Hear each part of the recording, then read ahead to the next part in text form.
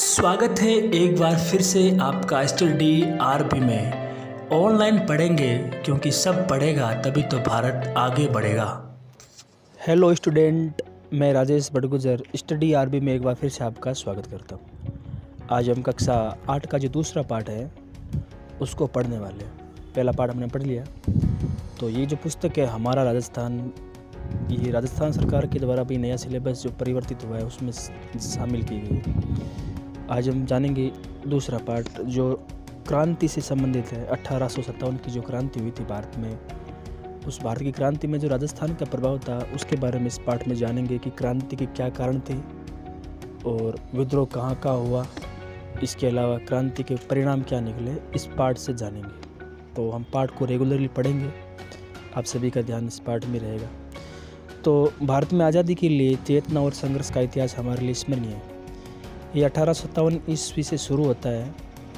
1857 ईस्वी का स्वतंत्रता संग्राम भारतीय इतिहास की एक इम्पोर्टेंट घटना है, क्योंकि 1818 ईस्वी तक राजस्थान के विभिन्न राज्यों ने अंग्रेज़ों से संधि कर ली थी, जिससे ये निश्चित किया गया कि राज्यों के आपसी विवादों का निपटारा अंग्रेज कंपनी सरकार ही करेंगी।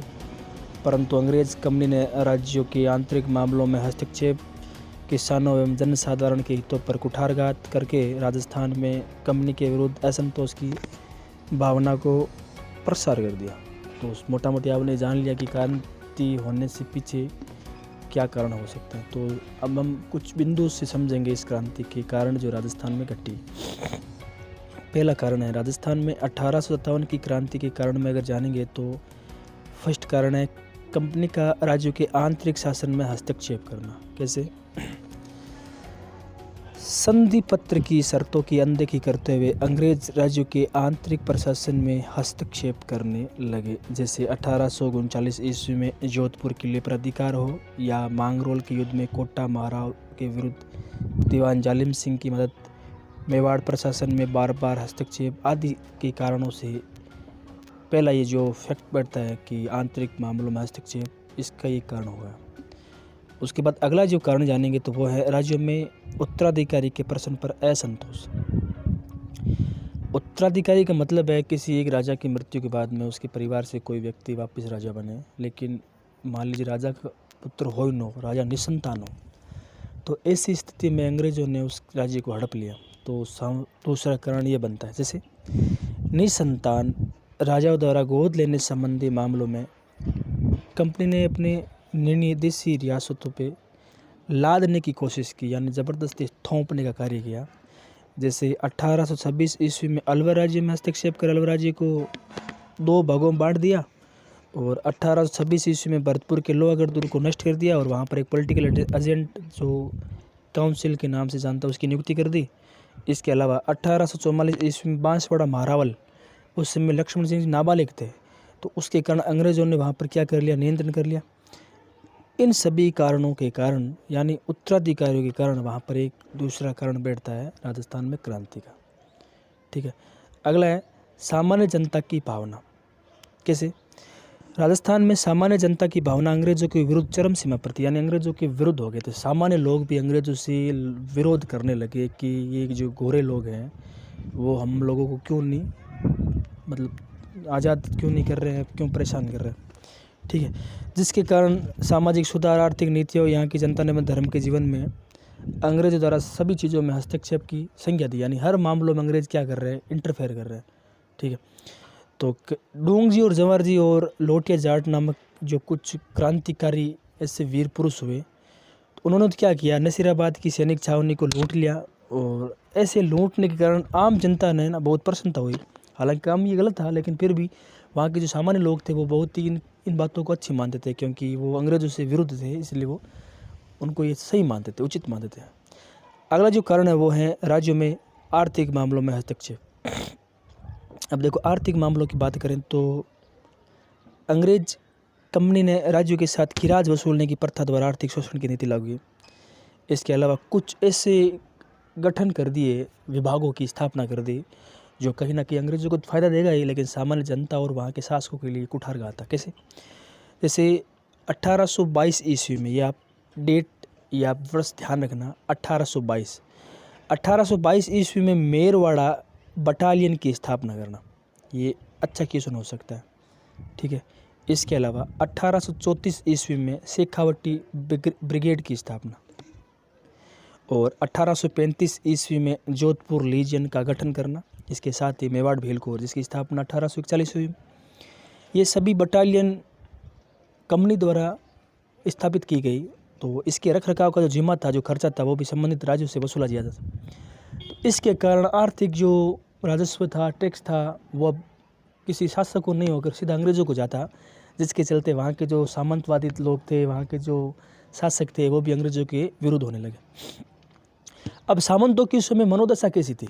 हालांकि पहले शासक और सामंत आपस में ही कार्य करते थे, लेकिन अब अंग्रेज और सामंतों के बीच में जो विवाद थे, उसके पीछे देखो कारण क्या है कि 1818 ईस्वी की संधि के पूर्व तक शासन को मुख्य सामंत पर ही निर्भर रहना पड़ता था ना। तो संधि के पश्चात सामंतों पर उनकी निर्भरता क्या हो गई? समाप्त हो गई है। सामंत अपनी दुख जो था कि ऐसा हो रहा है, उसका कारण वो मुख्यतः अंग्रेज़ों को मानते थे।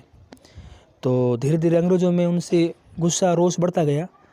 तो विशेष जो रोष था सामंतों का अंग्रेज़ों के खिलाफ, तो वो आउवा, कोठारिया, ऐसे कुछ ठिकाने थे जहाँ से हमें विरोध देखने को मिलता है।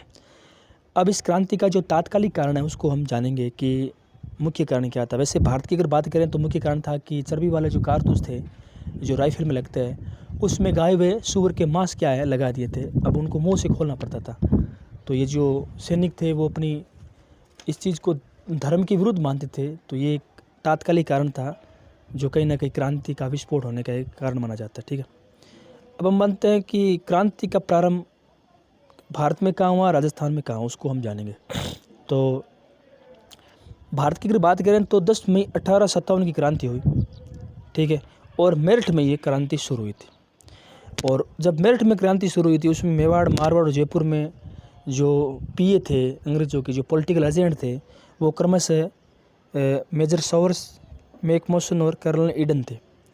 और उस समय राजस्थान का जो एजीजी था, एजेंट टू गवर्नर जनरल, वो था जॉर्ज पैट्रिक लॉरेंस। यानी ये 3 लोग इसके अधीन थे।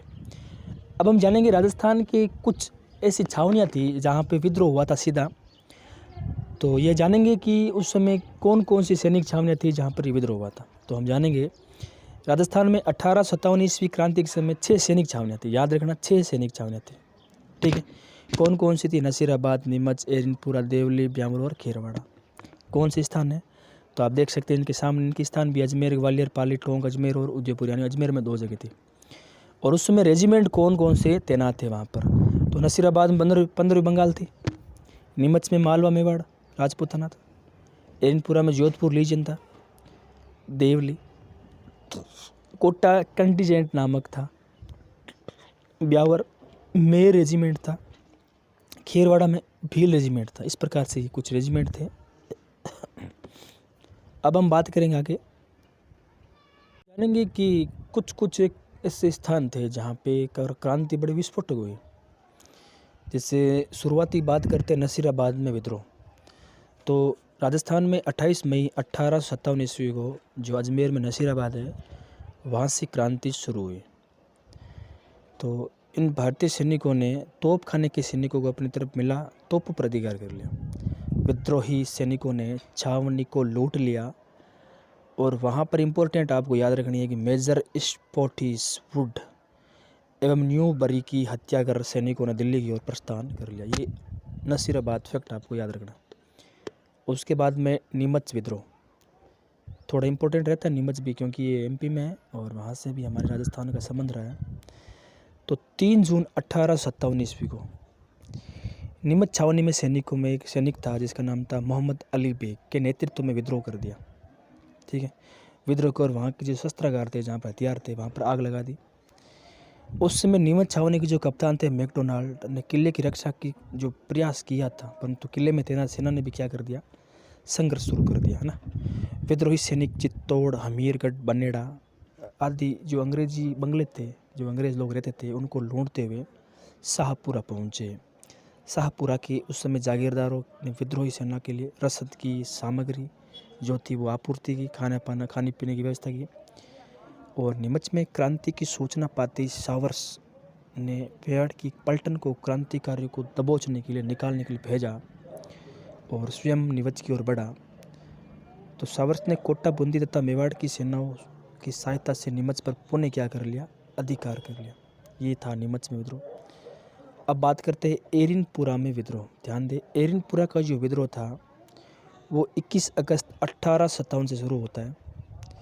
उसमें जोधपुर लीजियन थी, जिसके थे विशेष दो तीन लोग आपको याद रखना है। एक था मोती खान, एक था शीतल प्रसाद और एक था तिलक राम। मोती खान, शीतल प्रसाद और तिलक राम ने विद्रोह का बिगुल बजा दिया। ठीक है, वे क्रांति के नेताओं के अनुसार एक आदेश दिया, चलो दिल्ली मारो फिरंगी, नारे लगाते हुए दिल्ली की ओर चल पड़े। ये अगर दिल्ली की ओर नहीं चल के अजमेर की ओर जाते तो क्रांति का कुछ अलग ही परिणाम होता। लेकिन कहते हैं ना कि बिना रणनीति के कोई भी काम करते हैं तो वो असफल ही होता है, और क्रांति भी असफल हो गई। आवा का ठाकुर कुशाल सिंह इन सैनिकों से मिला और इन्हें अपने साथ आवा ले गया। अब आवा का विद्रोह है, उसको जानते हैं कि आवा का विद्रोह किस प्रकार से हुआ। चलो, आवा विद्रोह क्रांति का नेतृत्व उस समय वहाँ के जो ठाकुर थे कुशाल सिंह चांपाओं द्वारा किया गया। आवा, आसोप और उसके बाद अलन्यावास, लाम्बिया, गुल्लर, रूडावास कुछ परगने थे के सैनिकों ने 8 सितंबर 1857 ईस्वी को बिठोड़ा, जो एक पाली जिले में स्थान है, वहाँ पर कैप्टन हीथकोट अंग्रेज था, वे जोधपुर महाराजा तख्त सिंह, दोनों को, यानी एक तरफ अंग्रेजी सेना थी, दूसरी तरफ जोधपुर के जो तख्त सिंह थे उसके सैनिक थे, उन दोनों सेनाओं को पराजित किया। और वही 18 सितंबर 1857 ईस्वी को क्रांतिकारियों द्वारा जोधपुर के जो पॉलिटिकल एजेंट थे मोक मेसन और मोक मेसन के बीच में एक चेलावास का युद्ध हुआ। और ऐसा कहा जाता है इतिहास में कि इस युद्ध में मोक मेसन का सिर काट दिया और आवे की किले के दरवाजे पर लटका दिया। ठीक है, तो उस समय जो ब्रिगेडियर था होम्स, तो होम्स के नेतृत्व में सेना ने जनवरी 1858 ईस्वी में आवा पर आक्रमण पर किले पर अधिकार वापस कर लिया। आवा की क्रांति को आज भी लोग होली आदि की लोकगीतों के माध्यम से भी याद करते हैं, क्योंकि एक लाइन है, ढोल बाजे चंग बाजे भलो बाजे बांकियो, एजेंट को मारकर दरवाजे पे टांगियो। इस प्रकार की जो गीत हैं, लोकगीत, वो आज भी उन क्षेत्रों में गाए जाते हैं बड़ी वीरता के साथ। उसके बाद में थोड़ा बहुत कोटा में विद्रोह हुआ था। कोटा में विद्रोह भी शानदार हुआ था। वहाँ पर भी एक अंग्रेज का सर काट दिया था जिसका नाम था बर्टन।